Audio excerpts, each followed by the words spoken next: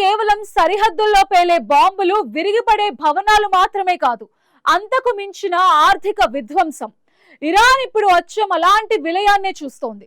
America, Israel దాడుల నేపథ్యంలో పైకి గంభీరంగా కనిపిస్తున్న ఇరాన్ లోపల మాత్రం ఆర్థికంగా పూర్తిగా గుల్లైపోయింది. ఆహార ద్రవ్యోల్బణం ఏకంగా 112% చేరుకోవటంతో సామాన్యుడి కంచం ఖాళీ అవుతోంది. ఒకప్పుడు విలాసంగా బతికిన వారు కూడా నేడు ఒక పూట భోజనం కోసం అల్లాడుతున్నారు. బ్రతికి ఉన్నప్పుడు తిండికే కాదు, చనిపోతే అంత్యక్రియలకు కూడా 40% అదనంగా ఖర్చు చేయాల్సిన పరిస్థితి నెలకొంది.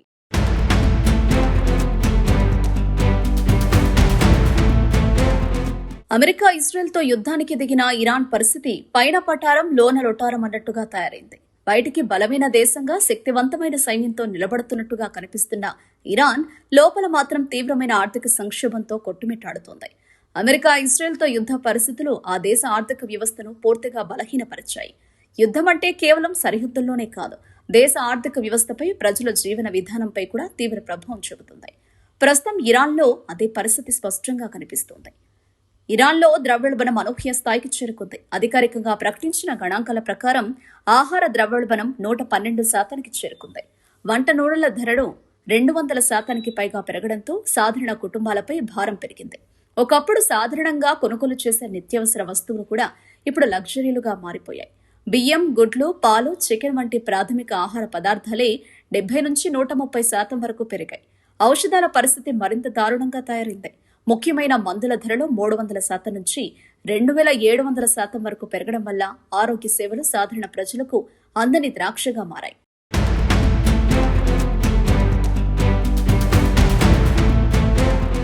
అయితే యుద్ధం మొదలయ్యే ముందు నుంచే ఇరాన్ ఆర్థిక వ్యవస్థ బలహీనంగానే ఉంది. 2025 చివరి నాటికి ద్రవ్యోల్బణం 50% దాటింది. అదే సమయంలో కరెన్సీ విలువ పడిపోవడం ప్రారంభమైంది.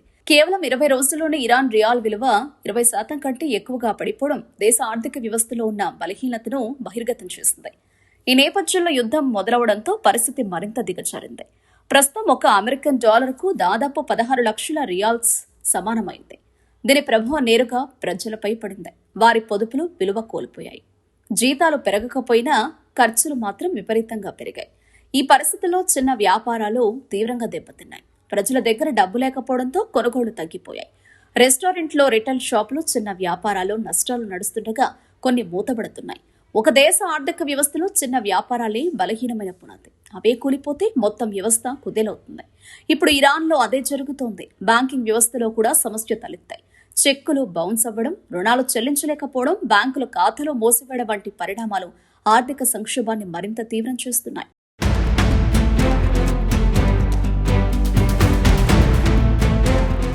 ఇదే సమయంలో ఔషధాల కొరత ఏర్పడింది. ఇన్సులిన్ వంటి ప్రాణాధార మందులు కూడా రేషన్ విధానంలో ఇవ్వాల్సిన పరిస్థితి నెలకొంది. సాధారణ నొప్పి నివారణ మందులు కూడా అందుబాటులో లేకపోవడంతో సామాన్యులు అల్లాడుతున్నారు. ఇక మానసిక ఆరోగ్య మందులు దొరక్కపోవడంతో ప్రజల్లో ఆందోళన, ఒత్తిడి మరింత పెరుగుతోంది. యుద్ధం వల్ల భౌతిక నష్టం మాత్రమే కాదు, మానసిక ఆరోగ్యంపై కూడా తీవ్రమైన ప్రభావం పడుతోంది. మరోవైపు ఇరాన్లో ఉద్యోగ రంగం కూడా కుదేలైంది. అధికారిక లెక్కల ప్రకారం 10 లక్షల మంది ఉద్యోగాలు కోల్పోయారు. కానీ అనధికారికంగా ఈ సంఖ్య 20-30 లక్షల వరకు ఉండొచ్చని అంచనా వేస్తున్నారు. ఈ ఒక్క యుద్ధం కోట్లాది కుటుంబాలకు ఆదాయం లేక ఇబ్బందులు పడేలా చేస్తుంది. సుమారు 1.5 కోట్ల మంది ప్రజలు ఎలాంటి స్థిరమైన ఆదాయం లేకుండా జీవిస్తున్నారని అంచనా వేస్తున్నారు. ఇక ప్రభుత్వం ఇచ్చే ఫుడ్ వోచర్లు, సబ్సిడీలతో కనీసం 10 కిలోల బియ్యం కూడా రాని దుస్థితి నెలకొంది. ఒక కుటుంబానికి కనీస అవసరాలు కూడా తీర్చలేని స్థితి నెలకొంది.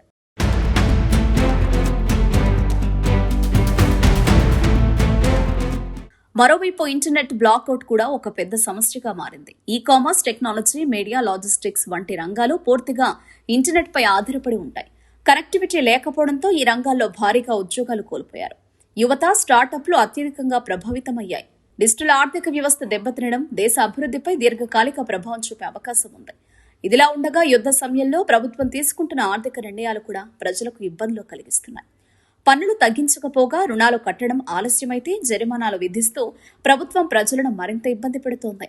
ఒకవైపు ఆదాయం తగ్గిపోతుంటే మరోవైపు ఖర్చులు పెరగడం వల్ల ప్రజలు ఆర్థికంగా పూర్తిగా నిస్సహాయ స్థితిలోకి వెళ్లిపోతున్నారు. గత ఏడాదితో పోలిస్తే ఇరాన్ ఆర్థిక పరిస్థితి వేగంగా దిగజారింది. 2025లో కిలో మాంసం ధర 313 ఉండగా ఇప్పుడు అది 574కి చేరింది. బియ్యం ధర 34 నుంచి 67కి పెరిగింది. వంట నూనె ధర 180 నుంచి 380కి చేరుకుంది. అంటే కేవలం ఏడాది కాలంలోనే సామాన్యుడి ఖర్చు రెట్టింపైంది. ఇదే పరిస్థితి కొనసాగితే ద్రవ్యోల్బణం 500% పెరిగే ప్రమాదం ఉందని ఆర్థిక నిపుణులు హెచ్చరిస్తున్నారు.